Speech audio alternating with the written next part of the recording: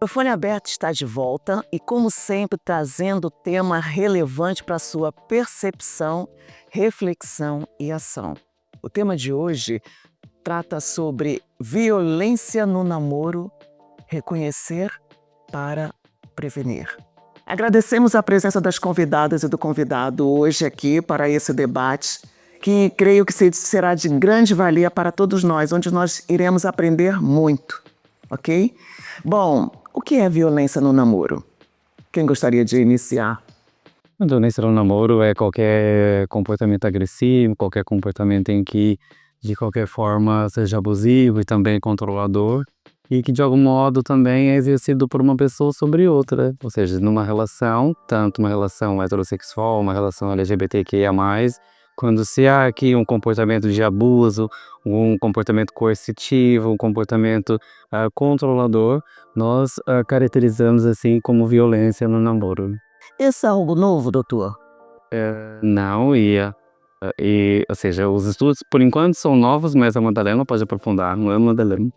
Os estudos podem ser novos e os números, mas não porque o fenómeno é novo, mas porque nós estamos finalmente a olhar para ele, a dar-lhe um nome, a descrevê-lo, a dar-lhe uma forma. Mas acho que é do senso comum, acredito que a violência nas relações, sejam elas familiares, seja um namoro, sempre existiu, até porque a própria violência perante o outro foi muito normalizada. Nós durante muito tempo até vimos o ciúme, a possessão, como algo romântico. Os próprios filmes, os livros, venderam-nos muito esta ideia mítica do amor romântico como algo que controla, que prende e que isto prova que há um sentimento intenso. Então hoje estamos a fazer um trabalho de perceber qual é a linha, não indo também para o extremo de quem tem que ciúme é patológico e abusivo, porque o ciúme é uma reação normal. Aquilo que nós fazemos com ele em relação ao outro e como controlamos e abusamos do outro é que pode já não estar numa linha tão saudável. Os autores acham que hoje, com as mídias, né, isso facilitou, avançou mais, daí parecer que se tem muito mais violência hoje no namoro do que no passado? Porque a fala da doutora mostra exatamente, e eu concordo, que acontece a partir do momento que existe o ser humano. O ser humano existe e isso acontece. Só que no passado era algo velado e muitos traziam uma roupagem dizendo que era bonito. Ah, ele me ama ou ela me ama porque tem ciúme. A possessividade era algo glamouroso. Mas o que os doutores acham? Hoje a mídia, ela facilita, ela é uma ferramenta que elucida isso de forma mais clara e mais intensa? Eu acredito que sim, e também acho que é importante fazer aqui esta nota que os mídias têm uma forte influência neste fenómeno.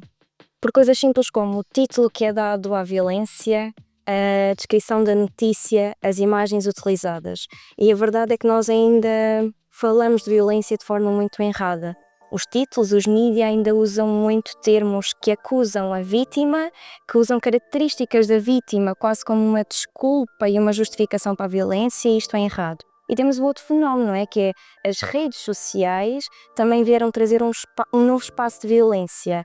Uma violência muitas vezes invisível, facilitada por eu não estou cara a cara com o outro e eu não vejo a reação do outro, e isto também é um fenómeno perigoso. Seja as redes sociais, seja por mensagem, seja agora com a inteligência artificial, a criação de imagens de outra pessoa e a utilização das mesmas para denegrir a imagem, por exemplo, daquela rapariga, através de fingir que ela teve uma exposição sexual. Ou seja, há aqui muitos focos onde nós temos que olhar, que temos que pensar, nós como clínicos, mas acho que todos como sociedade, como professores, como pais, como familiares, de como é que nós também travamos isto e como é que olhamos para este fenómeno. Então, se por um lado a mídia ela facilita, ela ajuda a ser um canal de divulgação, por outro lado também ela pode ser usada de forma negativa para empoderar esses sentimentos nocivos, agressivos para com o seu parceiro, sim?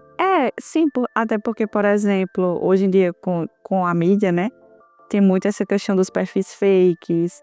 Então tem muitas pessoas que acabam fazendo isso na intenção de prejudicar o outro, de prejudicar o parceiro, né? Por exemplo, tem muitas mulheres que podem fazer, ou homens também, que podem ir lá e fazer um perfil fake para poder testar a lealdade do parceiro ou da parceira, Isso acontece muito. Pronto, e isso acaba sendo muito estimulado. Hoje a gente vê perfis no TikTok de pessoas que fazem isso, perfis no Instagram, que elas se passam por alguém para testar a lealdade e recebem dinheiro com isso, né? Então, quando a gente vai olhar de forma geral, a mídia ela acaba tendo até um papel mais negativo do que positivo em muitos casos, né?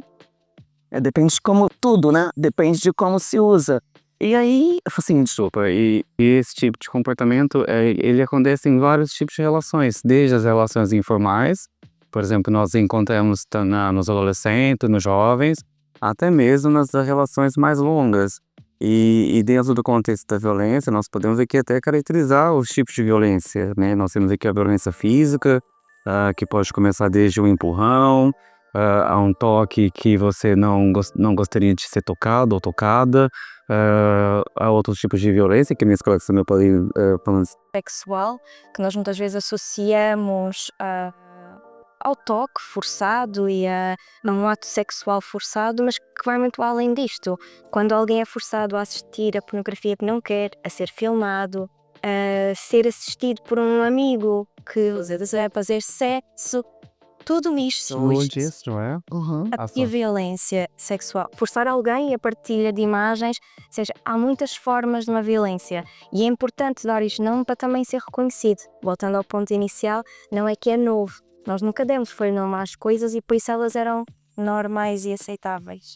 Sim, e nós temos também, inclusive, a violência psicológica, emocional, que muitas vezes é a mais sublimada, não é? Ou seja, e que muitas vezes testa também quem sofre com as suas próprias crenças de que acha que tem que lidar com aquilo, que tem que ser forte, que tem que aguentar. E muitas vezes a violência psicológica, emocional está associada à humilhação, a questões também que envolve aqui a insultos e outros tipos de situação em que coloca a vítima ou a pessoa que está a sofrer com a violência condições que desregulam a sua vida emocional, suas questões também psicológicas e que de alguma forma também afeta a sua própria autoestima, sua autoconfiança e desenvolvendo inclusive, até pode desenvolver, patologias, né? Patologias no âmbito do sofrimento psicológico. A própria violência econômica teria o controle da questão financeira, impedir a pessoa de trabalhar, de estudar, a apropriação de bens materiais. Também tem a violência patrimonial, que é quando você tira a identidade do outro, né? Tem muitas pessoas que, quando elas se relacionam, o parceiro ou a parceira tira os seus documentos e você se sente preso. Aí você se sente preso, aí você não pode fugir porque você não tem seu documento, sua identidade, seu CPF, o seu número de contribuinte, né? O seu BI, porque o seu parceiro toma isso, os seus cartões, acessa a conta bancária. Isso já no namoro? Namoro, casamento. É interessante nós estarmos atentos, por isso que eu já abro esse debate falando que é percepção, ou seja, entender o que acontece, refletir sobre isso, o que está acontecendo comigo, será que eu estou incluído nesse grupo? Será que é a minha filha? Será que é a minha mãe? Enfim, e uma ação, o que nós vamos fazer, porque como jornalistas, nós não queremos trazer essa informação para os ouvintes, para os telespectadores, como mais uma informação, como mais um assunto. Não, é para nós sairmos da nossa, nesse caso, maldita zona de conforto e partirmos para uma ação. E quando a doutora fala que isso reflete no casamento, começa no namoro. Então, embora o tema seja violência no namoro, é algo que a gente tem que pensar que se não for resolvido aqui, ele vai se perpetuar até uma relação mais duradoura. Agora, um outro ponto que eu gostava que vocês trouxessem aqui para a nossa reflexão, né, e atualização. Essa violência no namoro é só no jovem, é só no jovem adulto ou também na terceira idade? Porque terceira idade também namora, pois não? Então, como é que é isso? Eu não sei se os doutores pensaram no namoro, tem alguns dados nessa questão também. Adolescente, jovem, a jovem, adulto e terceira idade. Aonde isso acontece mais? Quando nós falamos do namoro, normalmente estamos aqui a falar desta violência na camada mais jovem, não porque as outras camadas não namorem, mas porque geralmente aí nós já falamos de violência doméstica, a violência nas relações de intimidade. São nomes diferentes um bocadinho para falar do mesmo fenómeno, é muito mais conceptual do que outra coisa. Mas a verdade é que o namoro, seja ele em que idade for, pode estar associado à violência. Porque estes mecanismos, ao contrário do que nós achamos, não desaparecem só porque nós crescemos e amadurecemos. Muitas vezes até acontece um movimento oposto, que é quanto mais nós vamos vivendo aquilo, e se vivemos aquilo aos 12 anos, ou se vivemos aquilo com os nossos pais, se aos 15 na nova relação vivemos igual, se aos 20, aos 30, aos 40, aos 50, quando nós chegamos aos 60 anos, o que nós conhecemos como amor, como relacionamento é aquilo. Aquilo é o nosso normal. E todos nós temos um certo mecanismo de sobrevivência, que é, se eu estou aqui, se eu continuo a repetir isto, eu tenho que normalizar isto, porque eu tenho que suportar viver isto. Então, muitas vezes até é mais difícil trabalhar crenças, trabalhar os mecanismos por trás destas relações quando falamos de pessoas mais velhas ou que já viveram mais relações nestes formatos, porque é uma normalização. Eu preciso defender a imagem que tenho do outro e de mim própria nesta relação. Eu preciso saber justificar porque é que eu continuo aqui. Ele bateu, mas ele até é boa pessoa, ele até trata bem os nossos filhos. Isto aconteceu, mas... E nós vamos arranjando justificações para nos manter ali e vamos acreditando que é normal, que é aceitável, que está tudo bem, e fazendo também outra coisa, que é mais tolerável culparmos a nós do fenómeno do que culpar o outro. Porque se eu culpo o outro, eu vou ter que ter um movimento ativo de sair. Se eu não culpo a mim, a culpa é minha e eu posso ir continuando aqui. E é preciso muito trabalhar isto, esta culpabilização, porque o que acontece muitas vezes, sobretudo quando falamos de violência psicológica, é se ele não me bateu, não há uma marca, não é nada físico, não há aquela imagem que eu tenho de violência, então se calhar fui eu que só fiz algo errado, fui eu que irritei, isto não é assim tão grave. E se nós normalizamos a violência, é perigoso aqui e é perigoso 10, 20, 30 anos lá à frente. Alguém gostaria de falar mais? Sim, até um ponto interessante de ver é que às vezes a gente cresce num contexto, como a Madalena trouxe, de muitas violências, de muitos abusos, né? Às vezes o pai abusava da mãe ou a mãe abusava do pai. E quando você entende que é normal isso, porque você cresceu nesse contexto e você se relaciona com alguém que também faz isso, é mais difícil de perceber. Está num contexto mais caótico ali, vivendo a própria violência. E também tem aquele ponto de, às vezes, o parceiro justifica, ou a parceira justifica. Mas eu só fiz isso porque você fez aquela outra coisa. Eu só fiz um fake porque você escondeu seu celular. Eu só lhe bati porque você gritou comigo. Né? Então, às vezes, a gente vai convivendo nessa circunstância e acaba reforçando ainda mais a sensação de não, então, afinal de contas, eu que sou culpado, fui eu que fiz isso. Realmente, teve aquele dia que eu não falei, não dei bom dia direito. Então, por conta disso, ele me tratou mal o dia inteiro, né? E justificou a agressão que eu sofri quando ele chegou em casa depois. Então, porque às vezes é o contexto que a pessoa está e é mais difícil reconhecer essas crenças de que não, se calhar é o outro que está errado, porque também tem aquela quebra da expectativa, né? À medida que eu percebo que eu estou sofrendo agressão, também quebra um pouco da imagem do que eu tinha do outro, né? Como um protetor, como aquela pessoa que me trazia aconchego. Então, às vezes é difícil perceber e internalizar que eu vivo violência. Sim. E nem violência legítima, ou seja, não há nenhuma violência em que a pessoa sinta protegida e amada, porque nenhuma violência é legítima. E não há violência pequenina nem violência grande, é violência. E às vezes escuto também no consultório de mulheres e homens que chegam à consulta, que muitas vezes há modelos, né, familiares e que, como os colegas referiram, que sustentam essas crenças de perceber e não conseguir ter uma sensação crítica, um olhar crítico, uma percepção crítica do que isso acontece, por exemplo, quando se é criança e tem ali pais muito rígidos, não é? E tem ali uma educação muito mais autoritária, controladora, em que, por exemplo, tudo que a criança faz de errado, ou em vez de ter ali uma conversa assertiva para poder falar sobre aquilo que aconteceu, tem pai ou uma mãe que grita, que berra e que depois fala que faz isso por amor, faz isso porque quer o bem da pessoa. E a criança então começa a crescer, criando um modelo em que se alguém berra comigo, se alguém grita comigo, é porque ela me ama. Não, ou seja, há aqui uma semelhança, uma situação, né, sobre aquilo que se vê, sobre aquilo que se sente, sobre aquilo que faz, né?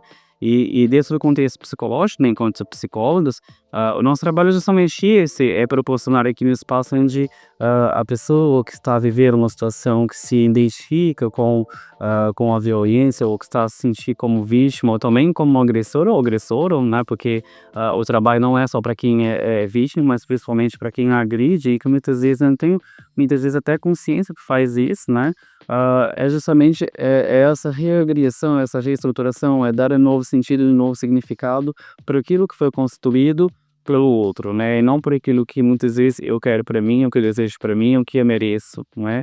E isso está muito, muito mesmo enraizado às ouvidas, nas nossas primeiras fases da vida, mas depois na nossa fase adulta isso vai se reforçando, reiterando, e é claro também as situações em que depois de uma certa idade, ah, isso também pode ter gatilhos, né? Seja as situações também que a pessoa foi infamada, muito proibida pelos pais, e que depois de uma situação se sinta desconfortável e insegura de uma relação, também se coloca numa situação mais também submissa, muitas vezes não se percebe que está sendo violentado ou está sendo também agressor ou agressora. Eu vou aproveitar o gatilho do Dr. Antônio e falar que é importante nós pedirmos ajuda quando precisamos de ajuda. Não é sinal de covardia. Independentemente da idade que estejamos, reconhecer, se você está se identificando com as falas desse podcast, dessa conversa aqui, é muito importante pedir ajuda e reconhecer que eu ou estou sendo vitimado ou estou fazendo vítimas. É muito importante. E buscar ajuda. E principalmente de profissionais. Porque, às vezes, alguns seres humanos, algumas pessoas, acham que é ir para um confessionário, é ir para o lado religioso, que, atenção, religião é uma coisa, ciência é outra. As ajudas existem. Então, nós temos que primeiro reconhecer, buscar ajuda, e aí sim é todo um conjunto, né? É todo um combo, é todo um pack de soluções, de ferramentas para ajudar a você a sair de um lado ou do outro, caso você se encontre. Mas eu gostaria de aprofundar algo que os doutores já falaram aqui. Muitas vezes é uma prova de amor, ou vem com a roupa de prova de amor. E quais são... existem linhas tênues para nós percebermos o que está acontecendo. É amor ou é rancor? Tem algo errado aí que eu preciso de ajuda?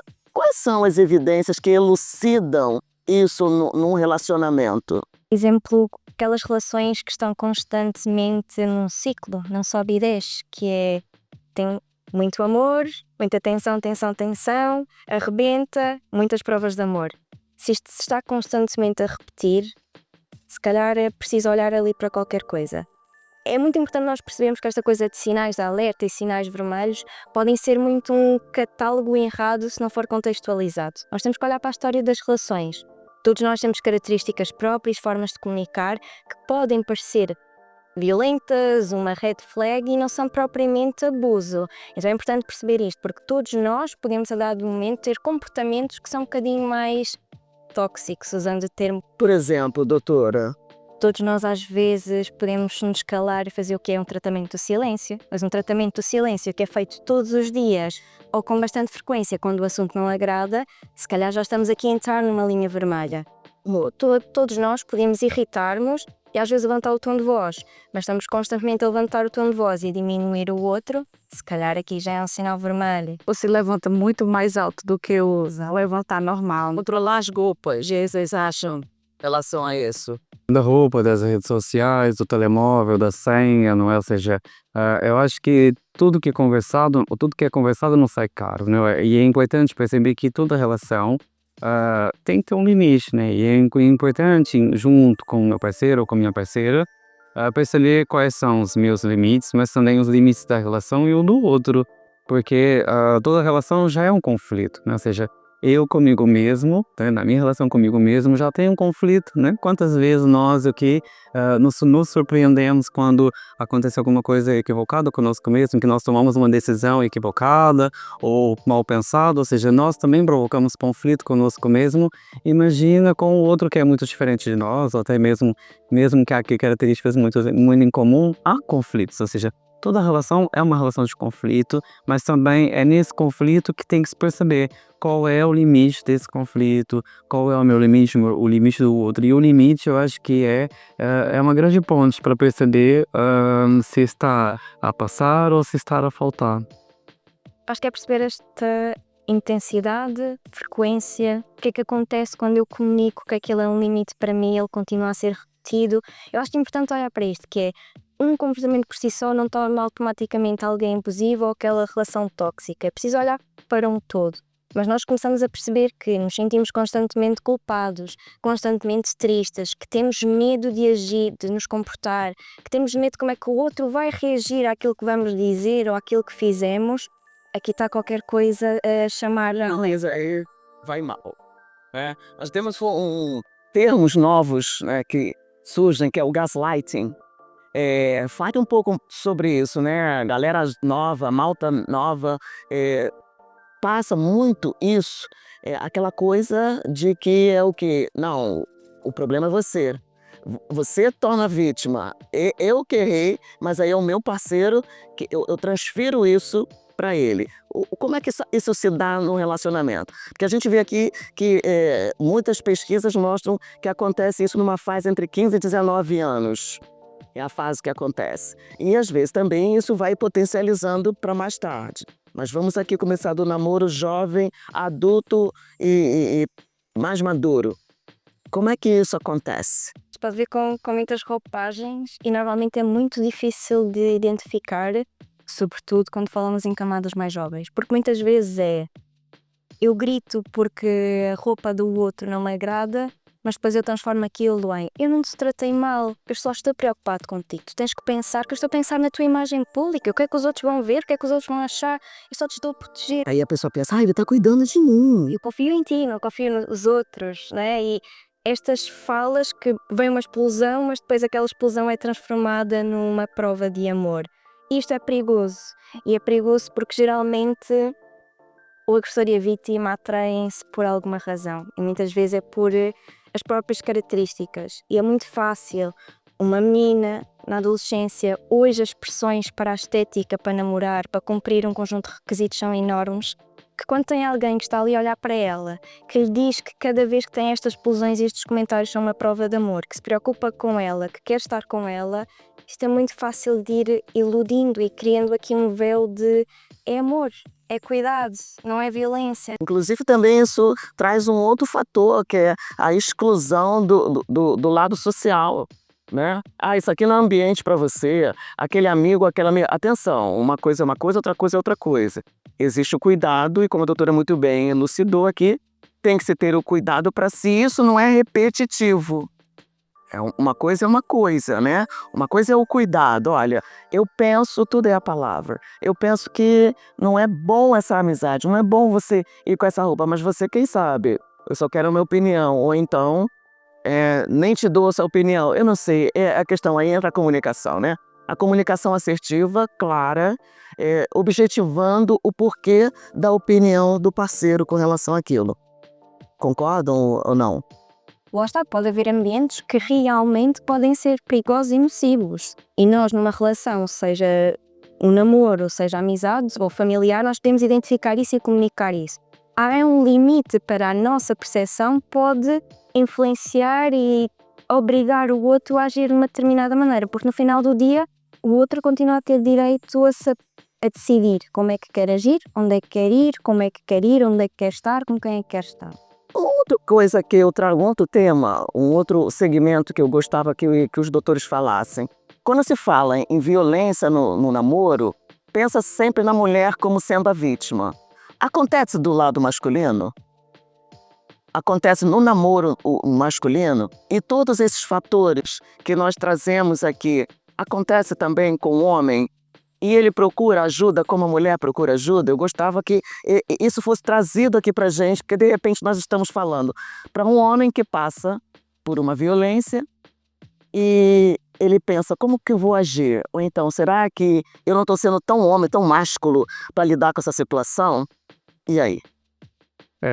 Falando nisso, inclusive, quando se pensa em homem, se pensa nas diversas camadas de ser homem, não é? E inclusive ontem estava lendo uma notícia que no Brasil, no interior de Minas Gerais, um rapaz foi assassinado pelo seu ex-parceiro por perseguição, ou seja, tanto na questão da heterossexualidade, ou seja, as mulheres de alguma forma também podem ser opressoras, podem ser agressoras na relação com o seu parceiro, né? E é isso que a doutora Fátima também começou a nos questionar, ou seja, como é que também o homem vai lidar com essas questões enquanto vítima, mas também nas próprias relações LGBTQIA+, há muitas situações em que os homens também são vítimas e vítimas das violências das suas diversas circunstâncias, tanto psicológica quanto econômica, quanto física, majoritariamente é física, muitas vezes é psicológica e econômica. Mas a violência ela acontece todos os dias e talvez nesse momento, nesse minuto, há muitas pessoas a sofrer agora nesse momento algum ato de violência. Mas sim, os homens sofrem, eu acho que sofrem tanto quanto as mulheres, mas a estatística sempre revela o número mais superior ao nível das mulheres, não é? Porque também há também aqui um estímulo, né? E também há aqui muitos canais para denúncia, hoje há muitos mecanismos de proteção e de apoio, né, às vítimas, e que não é só para mulheres, né? Ou seja, é muito mais procurado pelas mulheres do que pelos homens, justamente porque há aqui uma ameaça da sua masculinidade, né? Que também vivemos aqui uma sociedade que há aqui uma masculinidade tóxica e a gente até pode aprofundar isso também em outro contexto, mas estatisticamente eu acho que os números dos homens são mais baixos comparado com as mulheres, justamente porque os homens não fazem essas denúncias, não é? Há aqui esse medo, essa vergonha, não é? E imagina, até mesmo, também já escutei relatos no consultório de um rapaz que sofria violência, né, pela sua companheira e que não podia comentar com ninguém. Se comentasse com os amigos fariam piada, não é? Se fosse a polícia ou fizesse a queixa, com certeza tinha que aquela ansiedade de se preocupar se as pessoas também não vão zombar dele. Como assim deixar a mulher fazer piadas de X, né? Ou seja, fazer aqui comentários depreciativos e criar aqui uma relação de violência, ou seja, as mulheres têm um número mais significativo, penso eu, a Madalena pode confirmar, justamente porque os homens há aqui muita dessa vergonha, dessa ameaça da sua própria masculinidade, né, e seu papel enquanto homem. Interessante, o doutor traz uma informação que eu não sabia, porque a Lei Maria da Penha era para mulher. As delegacias, mulheres. No Brasil nós temos delegacias de mulheres, né? Onde mulheres que sofrem abuso vão lá e denunciam, fica muito à vontade para estarem falando ali para profissionais mulheres. Existe alguma área, algum setor, alguma associação, que nós temos aqui associações que depois nos créditos nós estaremos colocando ali como fonte de ajuda e de pesquisa. Existe alguma associação para homens de vítimas? Portugal, todas as associações trabalham com homem, com mulheres. Héteros, homos, Sim. em geral. É um ser humano que passa, resumindo e concluindo, como diz muito bem os portugueses, se passa por algum tipo de violência, aquele canal é um canal. Por exemplo, a própria APAV, que nós associamos muito à violência doméstica às mulheres, a APAV é apoio à vítima, seja uma mulher ou um homem idoso, pelas mãos do marido, da mulher, do filho, o que seja. Ou seja, há apoio para todas as camadas. O que acontece é verdade que os números são maiores em mulheres, não só porque felizmente nós estamos a abrir mais como sociedade, este direito a fazer queixa, a dizer que não, a pôr fim, mas também é verdade que há dinâmicas que alimentam mais a violência do homem perante a mulher do que o oposto. Também é verdade que há muitos homens que são vítimas de violência doméstica, de violência sexual, de violência no namoro. Ciência econômica. Sem dúvida. E que tem aqui um grande entrave, que é não só a violência, mas o grande estigma social associado à mesma, que é se o homem é visto como alguém mais chiquil, posição de poder, que é exatamente isso que alimenta a violência do homem face à mulher, é a manutenção desta imagem de masculinidade. É muito difícil ele estar no lugar oposto, que é eu sou vítima deste poder que me disseram que era meu. Como é que eu faço esta denúncia a um polícia? A um polícia homem, provavelmente vai-me dizer vai para casa, porque se os polícias fazem isto a mulheres, também vão fazer 3 vezes mais aos homens. E por isso é que também é importante, como sociedade, nós tal como estamos a fazer o movimento de dar nome à violência, também dar nome e forma em relação aos homens. Começam a haver associações e campanhas cada vez mais sobre isto, até mesmo sobre a violência sexual. Temos visto em Portugal alguns movimentos e associações a trazerem muito este assunto da violência sexual em relação aos homens, porque é um fenómeno, infelizmente, muitas vezes vem por parte de homens para com outros homens. Sabemos que o contexto religioso, o contexto esportivo, muitas vezes é aqui um sítio perigoso para isto, e é importante como sociedade nós perceber que existe, que é trabalhar estas noções de masculinidade para também poder chegar a estes homens. Eu li ontem um artigo exatamente sobre isto que falava que esta ideia de virilidade de ser homem é um perigo não só para aquele homem se tornar uma vítima, como para o processo pós, que é como é que eu lido com esta imagem que fica em mim de, às vezes quase de mulher, de fraca, de nojo, de grande repulsa, porque vive tudo o que a mulher vive quando é vítima de, por exemplo, de violência sexual. Também é ainda reforçado com esta ideia de eu falhei redondamente como homem, eu falhei o meu papel, passar bolão no... Não nem chorar. Quem é homem não chora, né? No tempo da nossa avó, isso era um slogan muito forte. Então, infelizmente, carregamos isso no nosso DNA, né? Isso ainda reverbera nos nossos ouvidos. Bom, nós estamos chegando ao final do nosso debate e algo que é muito importante, que eu gostava que os doutores trouxessem, é o que nós falamos para o nosso amigo, aquele filho que passa por isso. O que nós devemos e que não devemos falar. Penso que essa parte também é bem importante para nós que temos alguém em comum, ou sabemos de alguém, se nós, enquanto educadores, enquanto psicólogos, enquanto líderes religiosos, enfim, nós temos que ter a exata noção do que vem de uma realidade que hoje estudiosos, doutores, atenção, doutores, estão falando, estudando como que nós devemos lidar, o que devemos falar e o que não devemos falar.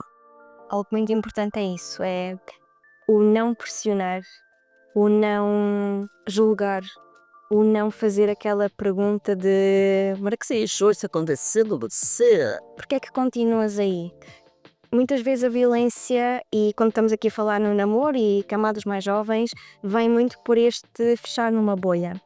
Se aquela jovem, se aquele jovem está a ter a coragem de vir ter connosco e de falar, nós precisamos de garantir que esta ponte não se fecha. E se calhar aquela jovem não vai logo sair dali, não no nosso ritmo, não na velocidade que nós queremos.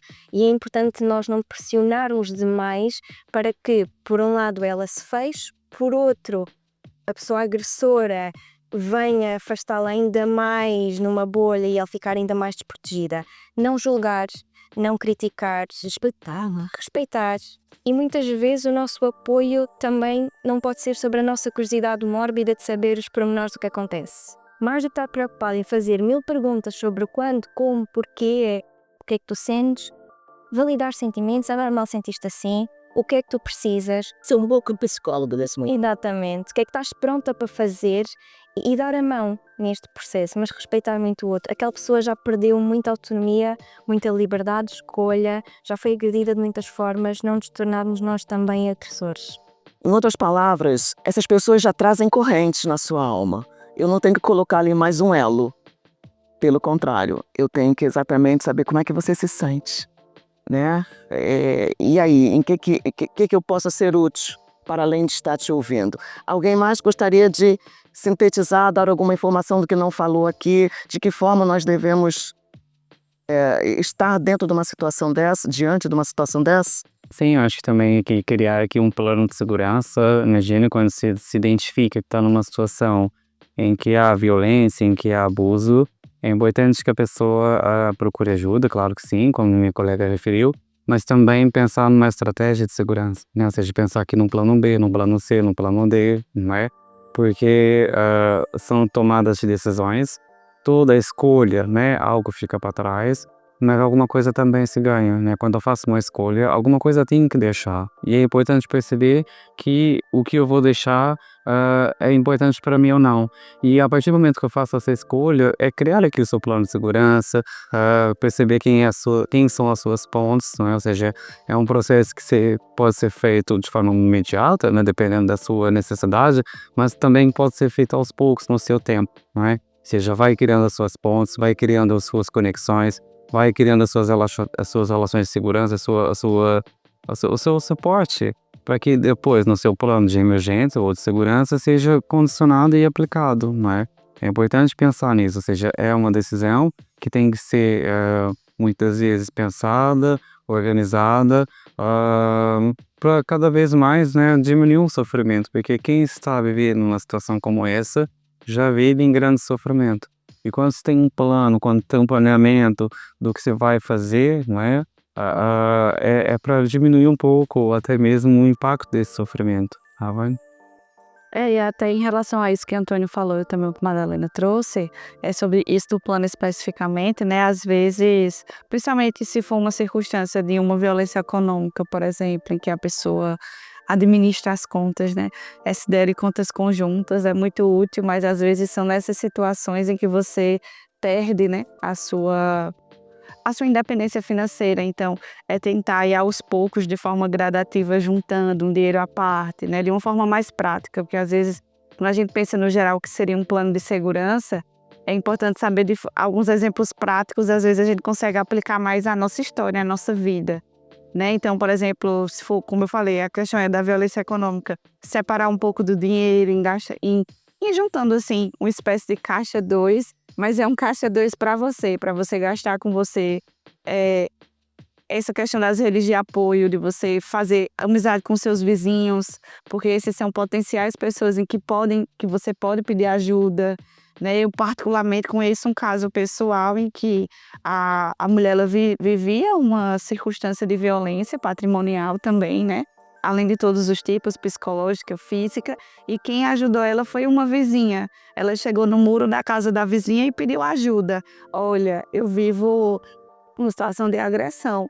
Você podia, por favor, ligar para minha mãe lá no meu estado, para minha mãe vir me resgatar. E a vizinha foi, pegou o número, era uma chamada para outro estado, que no caso do Brasil tem custos isso. E a mãe dela pegou um avião lá, a mãe e o pai, e resgatou ela e o filho, que eles viviam em estado de calamidade. Dentro da casa não tinham nem móveis. Pra você ver, era uma situação muito complicada. E a família conseguiu resgatar ela, né, pela casa da vizinha, né, a parte disso. Então, às vezes são coisas práticas que podem também nos ajudar. E em relação também a você, quando você percebe que o outro vive a violência, eu acho que é também de respeitar um pouco o momento de vulnerabilidade do outro, né? Porque é muito difícil para a pessoa que está sofrendo violência, ela reconhecer que ela está nessa situação, principalmente se ela nunca se viu nisso, né? Porque às vezes agora a nova geração, a gente vai crescendo vendo os casos e vai vendo, não, se fosse eu agiria de outra forma. Se fosse eu já tinha denunciado. Se fosse eu já tinha acabado esse relacionamento. Então é muito mais difícil a gente reconhecer que a gente vive, né? Então sempre quem está de fora tem uma percepção mais clara, regimento e solução melhor. E, por exemplo, a gente perceber que a gente é a pessoa que está vivendo é muito difícil e traz muita vulnerabilidade.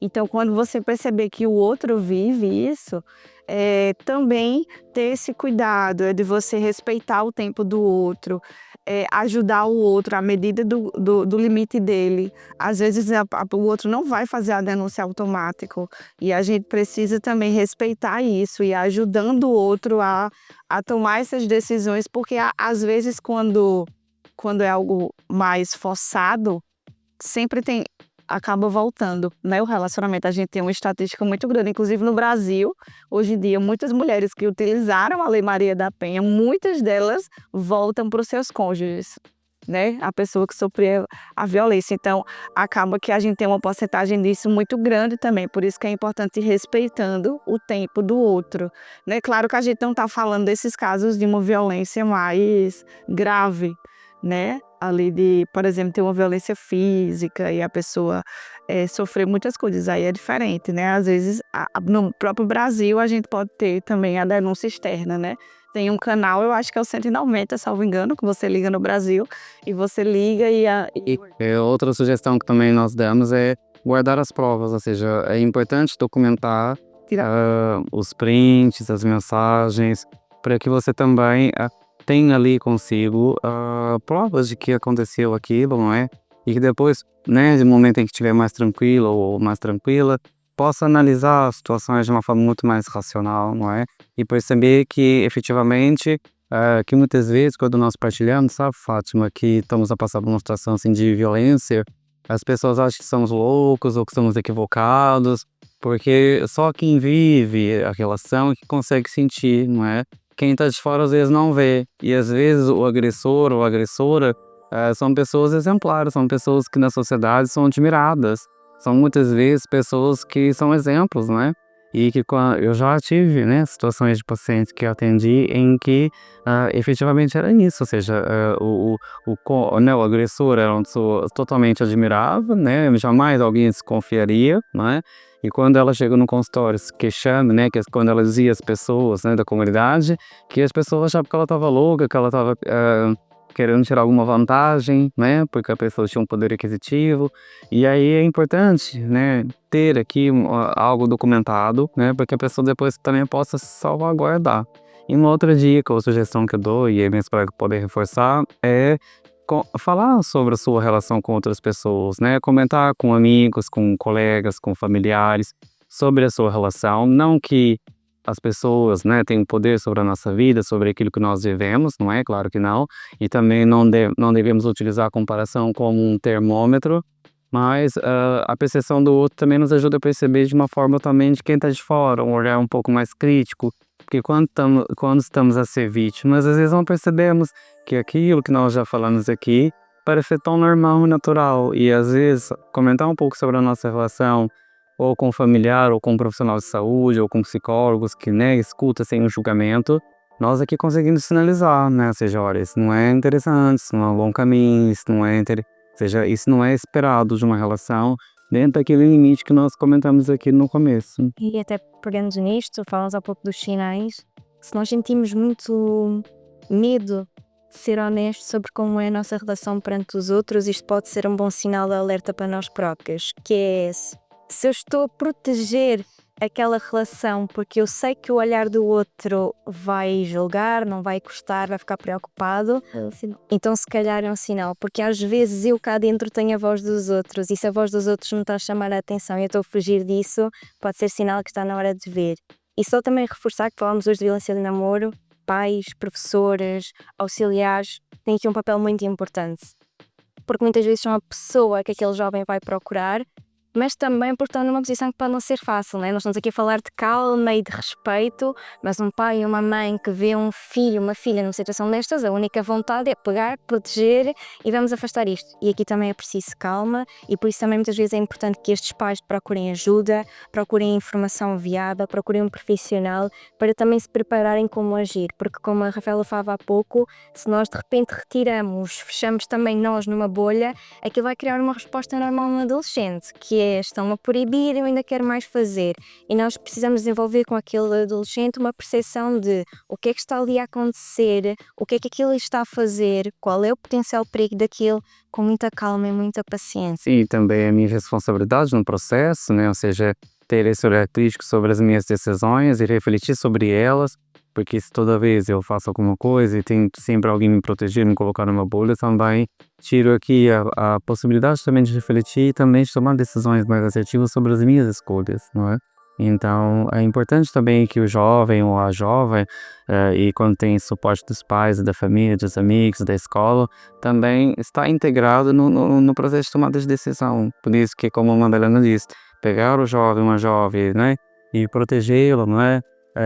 E depois não gerar aqui uma reflexão crítica sobre isso e não ajudar também com que a pessoa tome a decisão sobre o que vai acontecer, pode ser um pouco desafiador, né? Vamos ver assim. Eu terminaria essa conversa lembrando de uma frase muito famosa. É fácil julgar, difícil é ser eu. Muitas vezes a gente está numa posição de que, estando fora da bolha, fora do problema, eu tenho todas as soluções, todas as respostas. Mas eu não sei você, eu adorei imenso esse bate-papo. Nós esperamos você no próximo Microfone Aberto.